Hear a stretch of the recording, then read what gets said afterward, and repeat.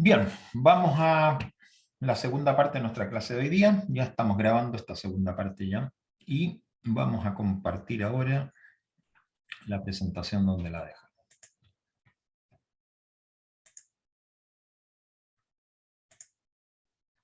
Entonces, lo que vamos a empezar a ver ahora son cuáles son las instituciones que participan en este seguro social de actividad de preventivo de accidente del trabajo y enfermedades profesionales. En realidad estamos hablando de dos tipos de instituciones y una tercera alternativa, ¿ya? La primera institución, que ya nombramos ya antes, es el Instituto de Seguridad Laboral, que se conoce como el ISL, ¿ya? Luego tenemos otro conjunto de instituciones que son las que se llaman mutualidades de empleadores, ¿okay? Son tres en Chile.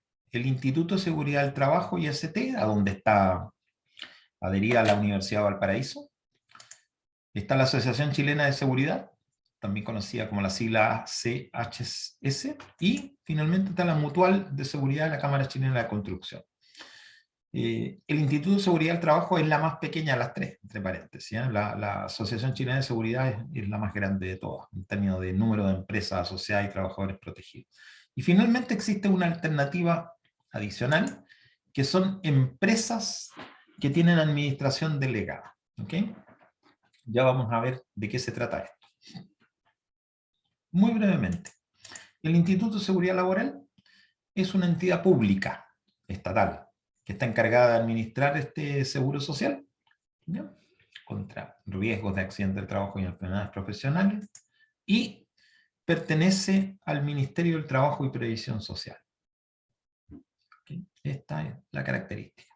Ya vimos que el ISL estaba focalizado preferentemente en empresas que son de tamaño muy pequeño, menos de 10 trabajadores, prácticamente el 98,5% de las empresas adheridas son de este tipo. Y también está todo el caso de los trabajadores de casa particular. ¿Okay? Voy a mostrar ahora la página web del Instituto de Seguridad Laboral.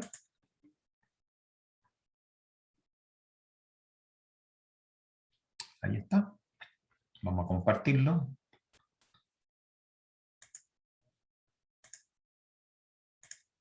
¿Ok? Ahí está la página web de esta institución. ¿Ok? Aquí hay mucha información para ver, pero les quería mostrar básicamente esto, ¿ya? No tiene otro propósito que mostrarles la página web del Instituto de Seguridad Laboral. La vamos a sacar ahora. ¿Okay? Y vamos a volver a nuestra presentación.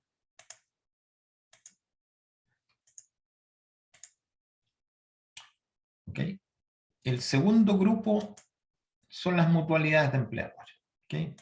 ¿Qué son las mutualidades? Son instituciones de derecho privado, ¿okay?, sin fines de lucro. Esto es bien importante tener en cuenta. Estas instituciones, cuando decimos que son sin fines de lucro, significa que no distribuyen utilidades a sus dueños. Eso significa sin fines de lucro, ¿ya? ¿Okay? Son obviamente organizaciones de empleadores, ¿okay?, o sea, de empresas que se asocian y forman el Instituto de Seguridad del Trabajo, o la Asociación Chilena de Seguridad, o la Mutual de la Cámara Chilena de Construcción. Son empresas que se asocian y forman esta institución llamada mutualidad, ¿okay? No tiene fines de lucro. De hecho, no tienen utilidades, sino que se llaman excedentes, es decir, una diferencia entre ingresos y gastos. Como no son instituciones con fines de lucro, esos excedentes no se pagan a los dueños, sino que se reinvierten en la misma institución. ¿Okay? A eso se le denomina sin fines de lucro. Estas instituciones mutualidades son creadas única y exclusivamente para entregar prestaciones de la ley 16.744. O sea, ellas reciben cotizaciones y entregan prestaciones. ¿Okay? Pero veamos ahora qué características tienen que cumplir las mutualidades de empleadores para poder organizarse como tal. Primero, deben ocupar sobre 20.000 trabajadores en faenas permanentes. ¿Okay? Las empresas asociadas en estas mutualidades deben ocupar, por suma de todas las empresas, mínimo 20.000 trabajadores. Deben disponer de servicios médicos propios o en común con otra mutualidad. ¿Okay? Lo que incluye servicios de rehabilitación. O sea, aquí no puede una mutualidad subcontratar servicios médicos a, por ejemplo, clínicas privadas. ¿Okay? Y decir, aquí estoy. No, tiene que tener el servicio médico propio o compartido con otra mutualidad. ¿Okay? Para que puedan tener la calidad de tales. Deben realizar actividades permanentes de prevención de accidentes del trabajo y enfermedades profesionales. O sea, es parte de su obligación esta actividad de prevención. Y que no sean administradas ni directa ni indirectamente por instituciones con fines de lucro. ¿Sí? No puede la administración de estas mutualidades estar entregada a una institución con fines de lucro. ¿Okay? Y finalmente, que sus miembros, las empresas, sean solidariamente responsables de las obligaciones contraídas por ellos. ¿Okay? Todas las empresas que forman parte de una mutualidad son solidariamente responsables de las obligaciones que contraen, ¿okay? esta institución. O sea, todos responden unos por otros, en ese sentido quiere decir. Estas son las características principales que tiene que tener una mutualidad de empleadores para tal. Ya vemos, en Chile solamente tenemos 3. ¿Okay? Está el Instituto de Seguridad del Trabajo, está la Asociación Chilena de Seguridad, y está la mutual de la Cámara Chilena de la Construcción. Vamos a mirar las páginas web de cada una de ellas, simplemente para mirar cómo son, nada más, no tiene otro objeto. Ahí va la del IST. ¿Okay? La comparto. Ahí está la página web del IST, Instituto de Seguridad del Trabajo. ¿Okay? Vamos a encontrar lo mismo que encontramos en todas noticias en general. ¿Ya? ¿Okay? Ahí hay información sobre cómo están formadas, ¿ya? Memorias, etcétera, etcétera, sus directores. ¿Ya? ¿Okay? Las mutualidades tienen un órgano directivo, un directorio. ¿Okay? Lo interesante es que este directorio de una mutualidad está formado tanto por representantes de las empresas fundadoras y participantes como de los trabajadores. ¿Ya? Los trabajadores también forman parte del directorio de estas empresas. ¿Ya? O sea, aquí podemos mirar, por ejemplo, directores del Instituto de Seguridad del Trabajo. Vamos a mirar.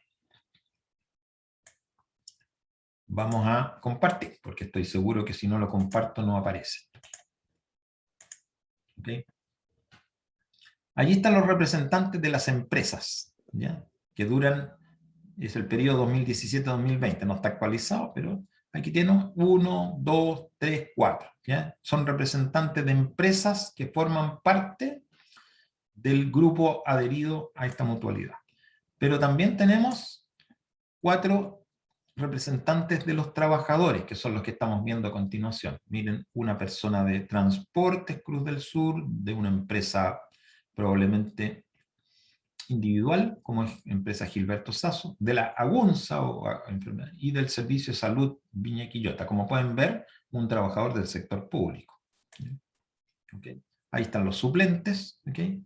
Y bueno, la administración superior ya es el grupo de ejecutivos que están contratados para llevar a cabo las actividades. ¿Okay? Entonces, lo que tenemos básicamente acá son 8 directores, 4 representantes de las empresas adheridas y 4 representantes de los trabajadores protegidos. ¿Okay? Y esto es un modelo que se va a repetir en cada una de ellas. Esto, como pueden ver, aquí tenemos que la administración es tanto de las empresas como de los trabajadores en términos directivos.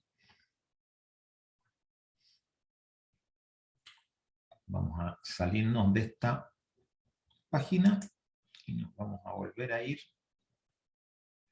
a compartir nuestra presentación. Ahí está.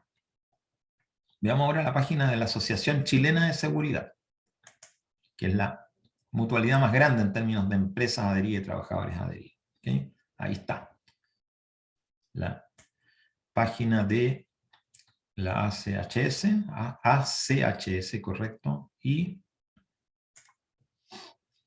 aquí podemos ver, nuevamente vamos a ver el gobierno corporativo, ¿okay? A ver si aquí nos aparece lo mismo que veíamos. ¿Ve? Aquí está. ¿Okay? Representante de las empresas, 4 personas. Representante de los trabajadores, otras 4 personas. Por eso decía, el modelo se va a repetir. Estas representantes de los trabajadores son elegidos por los trabajadores y los representantes de las empresas por las empresas. Y está la administración superior, que es la parte contratada, ejecutivos contratados para ello. ¿Okay? Vamos a salir de la página de la CHS. Vamos a volver a compartir nuestra presentación.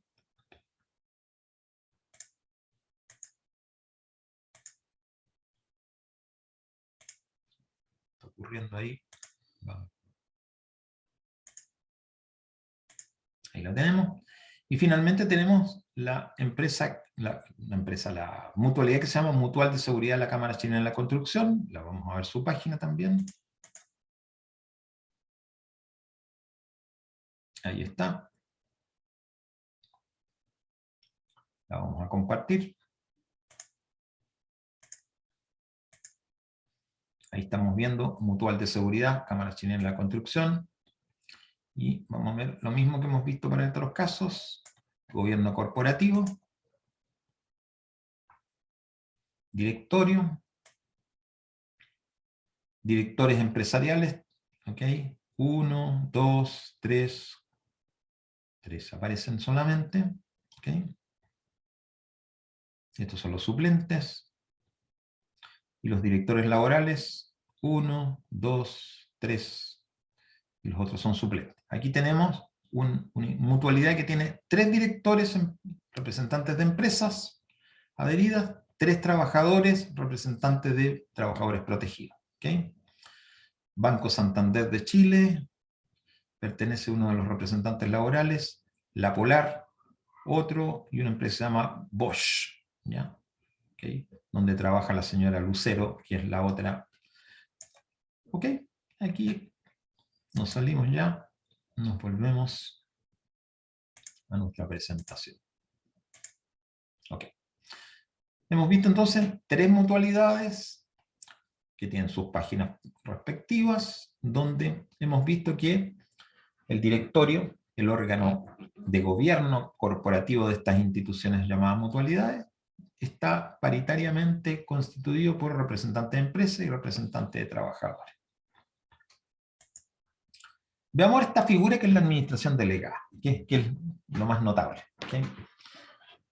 ¿Qué significa administración delegada? Esto es una posibilidad que da la ley de accidente del trabajo, que ciertas empresas pueden ser autorizadas como empresas con administración delegada del seguro, ¿okay? Respecto de sus propios trabajadores, ¿okay?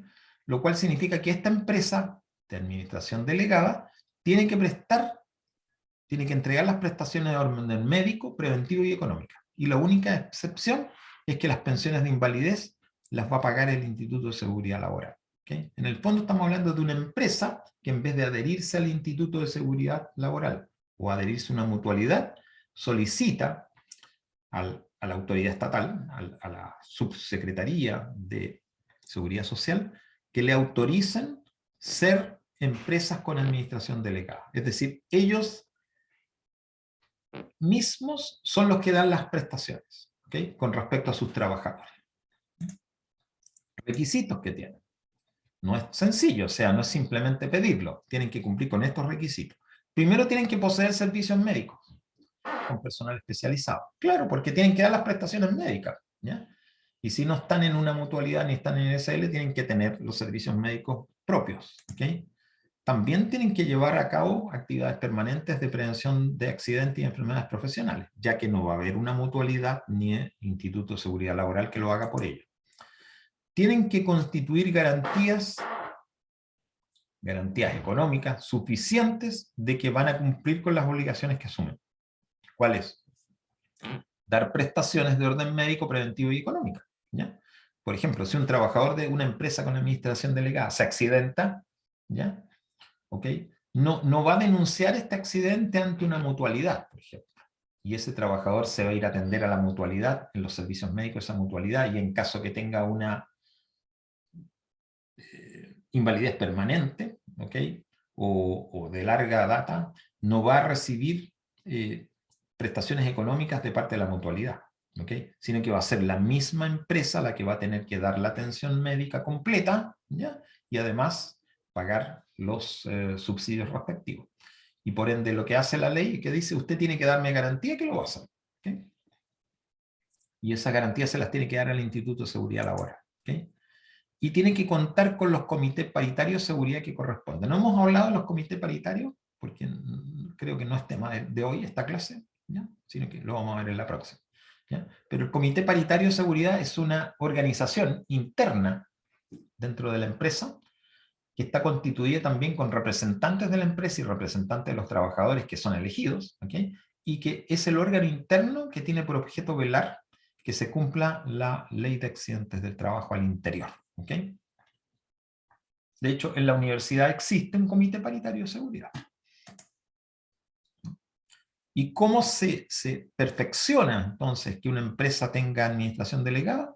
Con una resolución de la Subsecretaría de Seguridad Social, ¿ya? Y hay un informe previo de la Seremi de Salud respectiva en el sentido que cumple con los requisitos de personal especializado, ¿ya? ¿Okay? Entonces, la administración delegada tiene estas características, ¿ya? Especiales como hemos visto. Ok, algo bien importante que no lo mencionamos acá, ¿ok? Ahí está, al final, eso es lo que importa. Que las empresas de administración delegada no tienen que cotizar, ¿ok? ¿Por qué no tienen que cotizar? Porque no están requiriendo los servicios de una mutualidad o el ISL, por ende no tienen que cotizar ante ellos. Pero, ¿qué es lo que hacen? Tienen que autocotizarse, porque en sus gastos internos van a tener que tener una organización destinada a prevenir y curar tanto accidentes del trabajo como enfermedades profesionales y a prestar. Entonces, esto requiere una organización interna. Van a tener policlínicos, van a tener ambulancias, van a tener médicos, van a tener enfermeras, van a tener técnicos paramédicos, tienen que tener medicamentos, etcétera, y tienen que dar las prestaciones. En consecuencia, hay un gasto interno en generar toda esta infraestructura preventiva y curativa, ¿ok? Y tienen que tener los recursos como para pagar las indemnizaciones, las licencias médicas, etcétera. Y eso lo tienen que hacer con recursos, y esos recursos provienen probablemente de no tener que pagar las cotizaciones. En el fondo, son muy pocas las empresas con administración delegada en Chile, muy pocas, ¿ya? Y son empresas grandes, grandes de verdad, como Codelco. Codelco tiene administración delegada, ¿ok? ¿Por qué? Porque es una empresa con muchos trabajadores y con muchos recursos, y en consecuencia tiene la capacidad para poder llevar a cabo su propia administración de la ley de accidentes del trabajo, ¿ok? Esto obviamente no aplica para empresas medianas y pequeñas. No tienen la capacidad para ello, ni la escala para ello. Bien, pasemos al tema de quiénes están cubiertos, a quiénes cubre esta ley de accidentes del trabajo. ¿Okay? Primero, a todos los trabajadores dependientes, tanto del sector privado como público, ¿ya? A diferencia del seguro de cesantía, aquí los trabajadores del sector público están cubiertos completamente. También están cubiertos los trabajadores independientes que perciben rentas del artículo 4.2, que en el fondo, para hacerlo, es aquellos que trabajan con boleta honoraria, ¿okay? Y cualquier trabajador independiente que cotice. O sea, aquí no hay una regla en el sentido de que alguien lo haga por ellos, ¿okay? Sino que los trabajadores independientes de cualquier calidad pueden simplemente decidir cotizar. El tema es que también pueden decidir no cotizar, ¿ya? Cuando no son trabajadores honorarios. Los trabajadores a honorarios deben cotizar, ¿okay? Obligatoriamente. Y si no cotizan durante el año en la declaración de renta, ¿ya? El Servicio de Impuesto Interno les va a retener de sus devoluciones el dinero respectivo para poder cubrir las cotizaciones anuales que no hicieron. Por ende, están obligados. ¿Okay? En cambio, los trabajadores independientes que no emiten boletas de honorario, prácticamente se podría decir voluntario. ¿Bien? También están asegurados los estudiantes, ¿okay? Por los accidentes que sufren a causa o con ocasión de sus estudios, ¿okay? O en la realización de su práctica profesional. ¿Okay? Es decir, muchachos, ustedes están cubiertos por la ley de accidentes del trabajo, tanto en sus accidentes de trayecto como los que pudieran sufrir al interior de los recintos educacionales. ¿Okay? ¿Okay? Y eso aplica también cuando estén efectuando práctica profesional en una empresa. Y también están cubiertos los dirigentes sindicales cuando están llevando a cabo sus actividades gremiales. Aquí se refiere a cuando están llevando a cabo actividades fuera de la empresa. ¿Okay? Fuera de la empresa. Por ejemplo, si están yendo a una reunión a un ministerio. ¿Okay?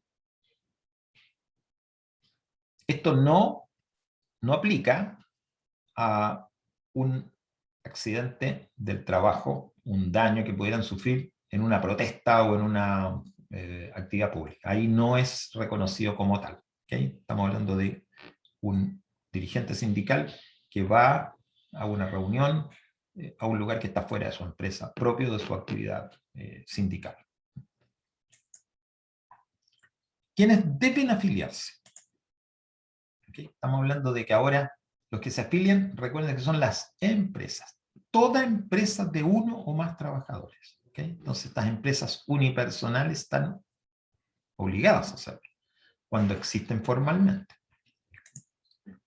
Todos los trabajadores independientes que ejercen actividades mediante las cuales obtienen ingresos a través de boletas de honorario. ¿Ya? Esto es lo que decíamos. Es nuevo, esto no existe de hace muchos años atrás, ¿okay?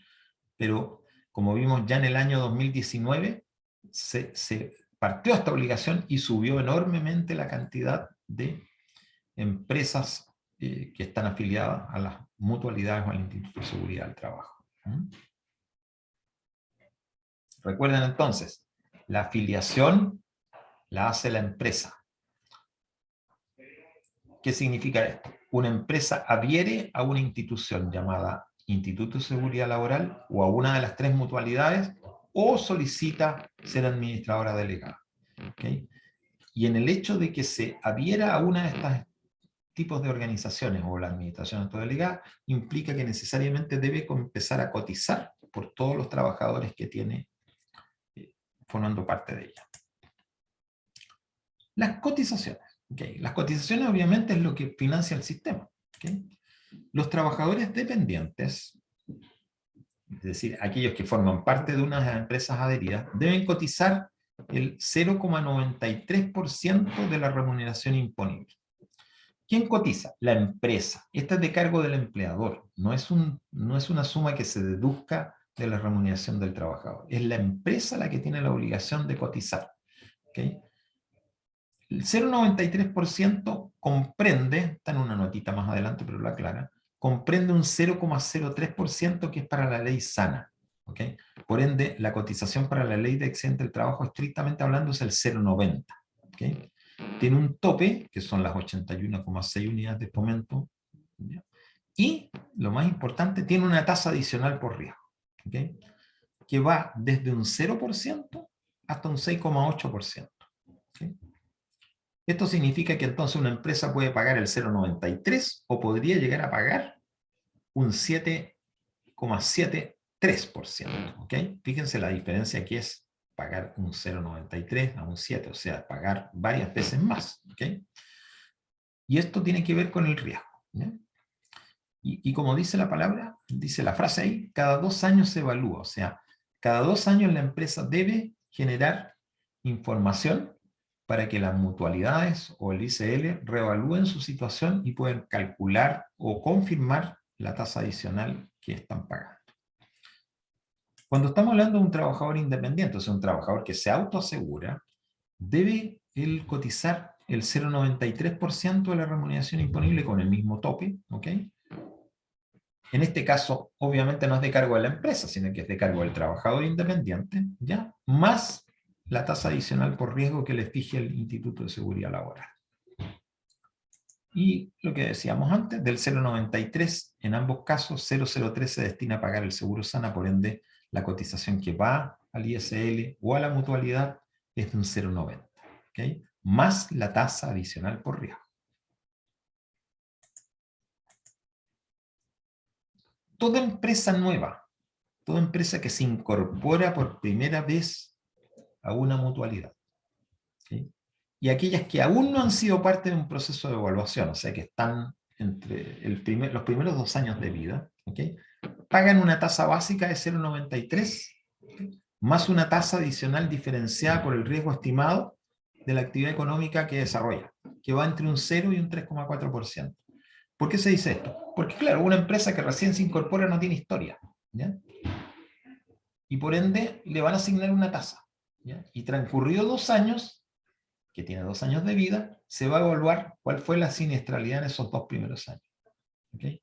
Y la empresa que todavía no cumple los 2 primeros años tampoco tiene historia, o todavía no la podemos medir. Por ende, estas empresas nuevas, o que tienen menos de los 2 años, pagan el 0,93% como tasa básica y una tasa adicional que está fijada en una tabla, ¿ya? Que tiene que ver con la actividad económica, ¿okay? Vamos a mirarla, ¿okay? Vamos a compartirla primero para que la veamos. Bien, aquí tenemos el clasificador de actividades económicas, ¿okay? Es muy largo, pero yo seleccioné algunos casos para que viéramos, los marqué en coloradito. Ahí tenemos, por ejemplo, una actividad económica, una empresa que se dedique a servicios de control de incendios forestales, tiene la tasa máxima, 3,40. O sea, quiere decir, esta es máximo riesgo posible. ¿Cuánto pagaría esta empresa? 0,93% tasa básica, más 3,4% de tasa adicional por riesgo. A los 2 años, la evalúan. Y si resulta que sus datos de siniestralidad son malos, va a pagar ya no un 3,4% adicional, sino probablemente más. Y en el peor de los casos llegaría a pagar un 6,8% adicional, o sea, el doble, ¿okay?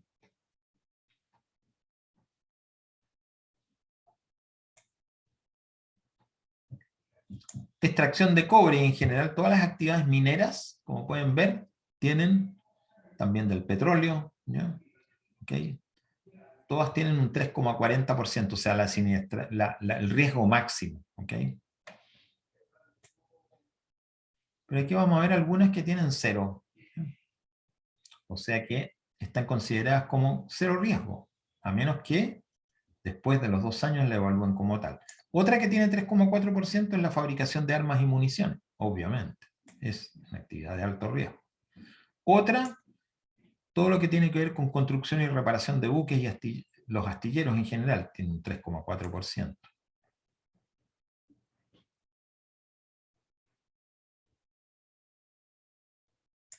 0%, al revés, 0 riesgo, ¿ya? Los restaurantes. Los bancos.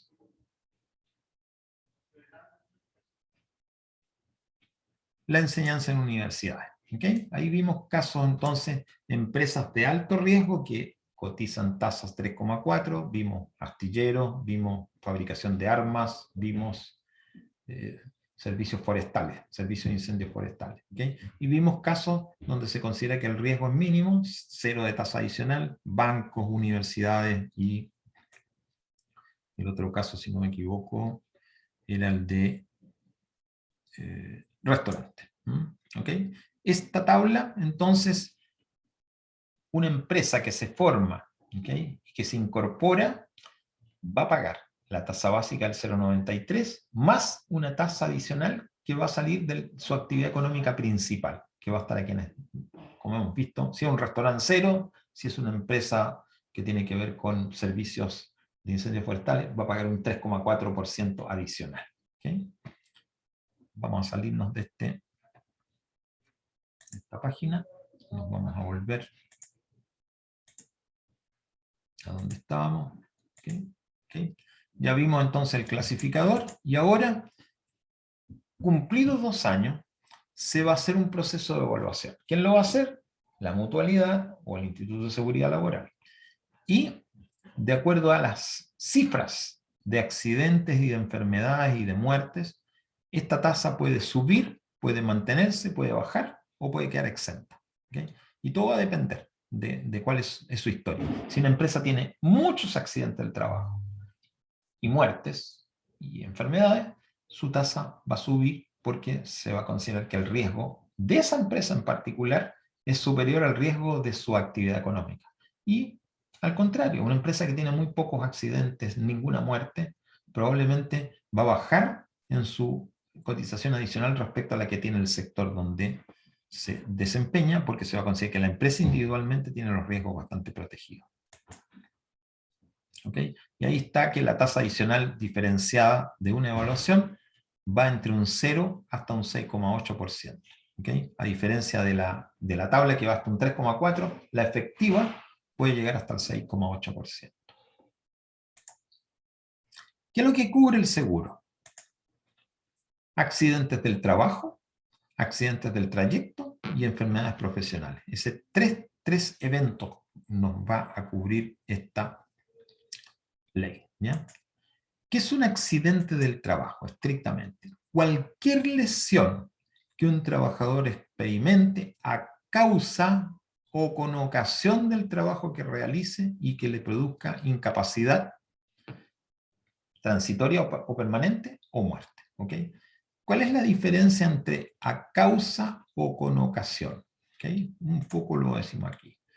Para que una lesión constituya un accidente del trabajo, tiene que tener relación directa, y ahí se habla causa, una dirección directa o causal, o indirecta, que es con ocasión, con la actividad laboral que se desempeña. ¿Okay? Ejemplo, ¿ya? Bueno. Si una persona, veíamos el señor que trabajaba en la minería con el taladro, ¿okay? ¿Okay? Y tiene, por ejemplo, voy a usar un caso mejor todavía, más fácil, ¿ya? En una empresa constructora, ¿okay? Normalmente las personas, muchas de ellas trabajan en andamio, ¿okay? O estas empresas que hacen servicio de limpieza de vidrios exteriores que trabajan colgados, ¿okay? Ahí es muy fácil encontrar un accidente del trabajo en relación directa o a causa. Muy simple. El andamio sufre una falla y la persona cae, ¿ya? Y bueno, lo más probable es que tenga, digamos, efecto de muerte, ¿okay? Por la altura. Y estamos hablando aún de un accidente que tiene relación directa con el trabajo, porque el trabajo de permanecer colgado o en un andamio en altura implica el riesgo. ¿Cuándo estamos hablando de un riesgo indirecto? O sea, que sea con ocasión, ¿ya? Más que a causa. ¿Okay? La misma persona que trabaja en el andamio salió del andamio, va a almorzar a un lugar que está, digamos, a nivel del suelo, ¿ya? Donde le entregan su almuerzo para que reciba su colación, y esta persona caminando, bajando los pisos, resbala y cae por la escalera y sufre una fractura. ¿Okay? Ahí no estamos hablando de una relación directa. ¿Okay? No es a causa del trabajo que ejecuta, sino que con ocasión del trabajo. ¿Okay? Bueno, ambas lesiones, la muerte en el primero, la fractura en el segundo, son accidentes del trabajo que están cubiertos por el seguro de la ley 16.744. ¿Okay? Aquí entonces un poco, elementos que definen el accidente del trabajo. Para que no tengamos muchas dudas, aquí podemos acudir a esto. ¿Ya? Primero, es una lesión. ¿Okay? Tiene que tener un daño ocasionado por alguna herida o golpe, por alguna enfermedad o dolencia, tanto física como mental. ¿Ya? Muy importante, la salud mental también interviene en esto. ¿Okay? O sea, tiene que haber una lesión. Primera cosa, el accidente de trabajo implica una lesión. ¿Okay? Segundo, tiene que haber alguna relación de causalidad entre el trabajo y la lesión. ¿Okay? Tiene que haber una causalidad, sea directa o indirecta, entre el trabajo y la lesión producida. ¿Okay? Y la tercera se refiere a que exista o incapacidad o muerte. ¿ok? Y la incapacidad se refiere a que el accidente impida al trabajador efectuar su labor habitual. Claro, por supuesto, una persona que se cae, ¿ok?, porque pisó algo resbaloso, ¿ok?, no es una relación de causalidad directa, porque no está ejecutando un trabajo, se está desplazando de un lugar a otro dentro, pero pisó algo resbaloso, cayó y tiene un esguince o tiene una fractura, ¿ok? Y esto estamos hablando que tiene la lesión, ¿ok? Hay una relación de causalidad y la lesión genera una cierta incapacidad transitoria o definitiva, dependiendo cuál sea el caso. Ahí tenemos un accidente de trabajo que se clasifica como tal, ¿ok?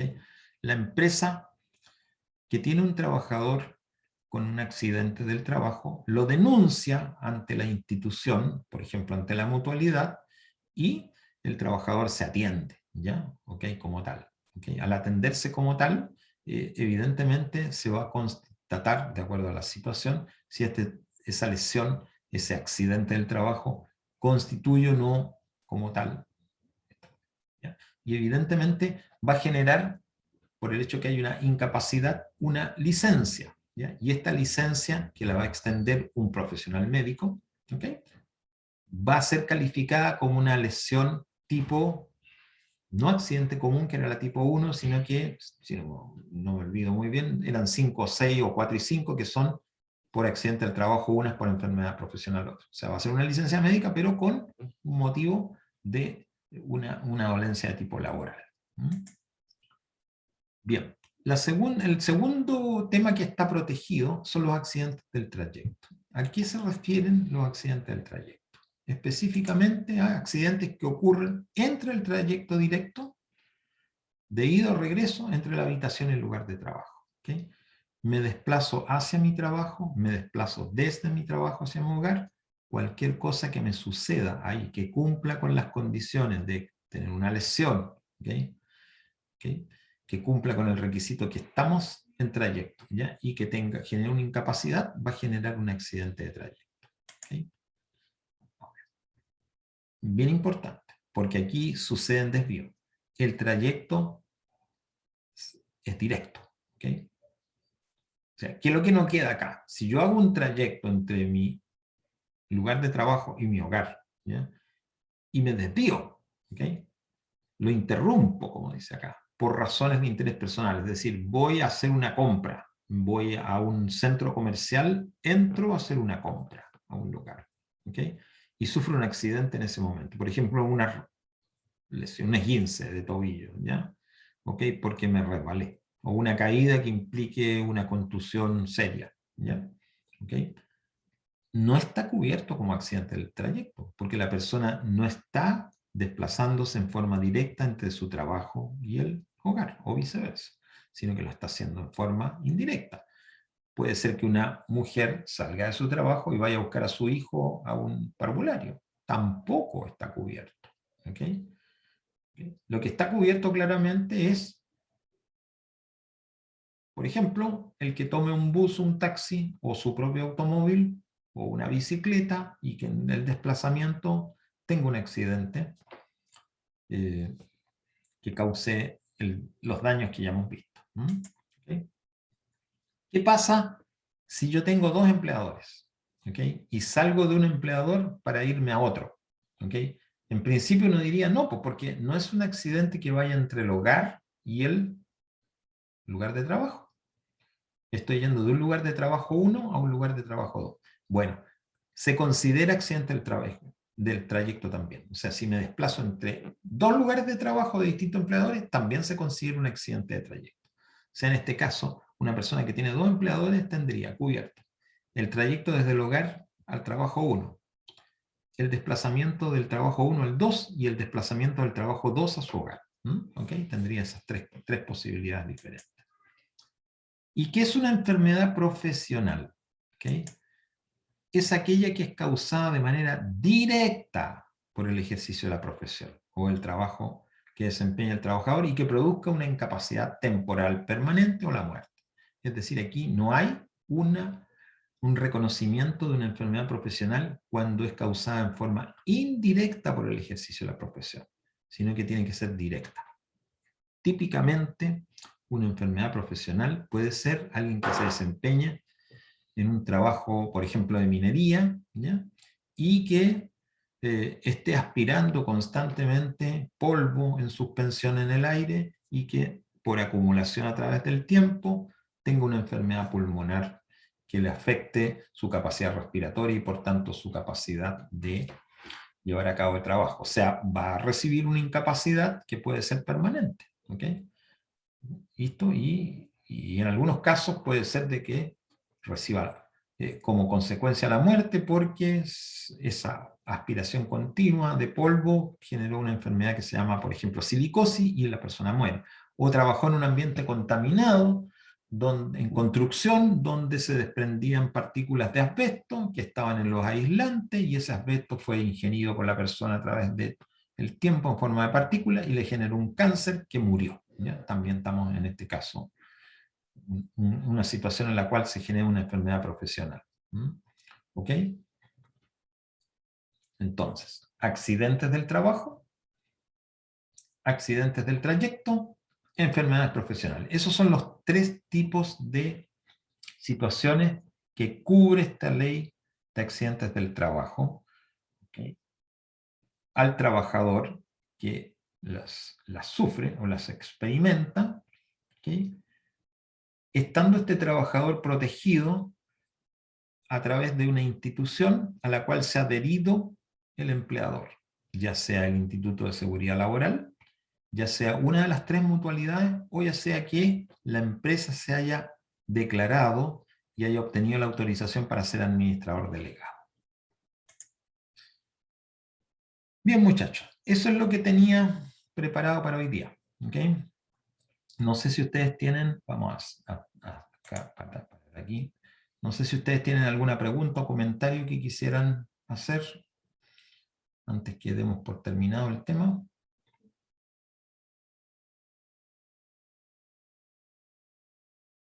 ¿Nada, muchachos? No, por mi parte no, profe, todo claro. Ah, perfecto, perfecto. Ok.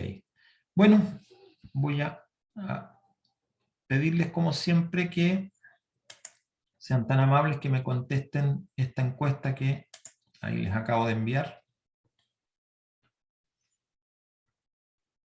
Agradezco su participación, su opinión. Es siempre muy útil para mí para poder ver cómo va siendo el desempeño.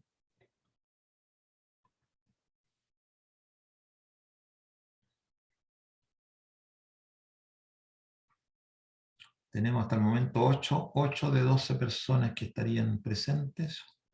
Hay 9, ¿okay? De 11 que estarían presentes. Tenemos el 10º.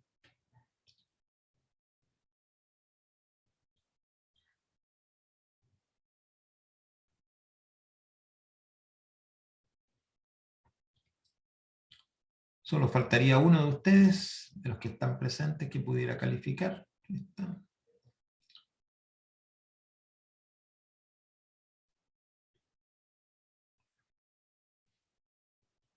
Ahí calificó una persona con número 11 y... Perfecto. Bueno, vamos a dar término ahí. Gracias por la participación en la votación. Les comparto el resultado que dio la votación que ustedes mismos hicieron. ¿Okay? Y bueno, vamos a cerrar la hora. Entonces, chicos, en lo próximo nos podemos encontrar el viernes. ¿Okay? Recuerden que lo que hoy estamos viendo no forma parte de la evaluación 2. ¿Okay? Así que no se incomoden respecto a las materias de hoy. Solamente seguro de cesantía y sistema de salud. Cualquier duda, el día viernes es la oportunidad de plantearlo. Recuerden que el material que tienen que considerar para la evaluación 2 es las presentaciones que están en PPT y están grabadas en el aula virtual. Las guías, que son 2, una por seguro de cesantía, otra por sistema de salud, y los casos que están en el aula presentados que están con su solución también. Recuerden, por si alguno de ustedes no estaba en el momento que lo aclaramos, la evaluación va a efectuarse la próxima semana a contar del jueves a las 18 horas y hasta el sábado 20 a las 18 horas. ¿Okay? Bien, no me queda nada más que despedirme a ustedes, darle las gracias por su asistencia y su participación y ojalá que nos veamos el día viernes. ¿Ya? ¿Ok? Chao, profe, que esté bien. Vamos a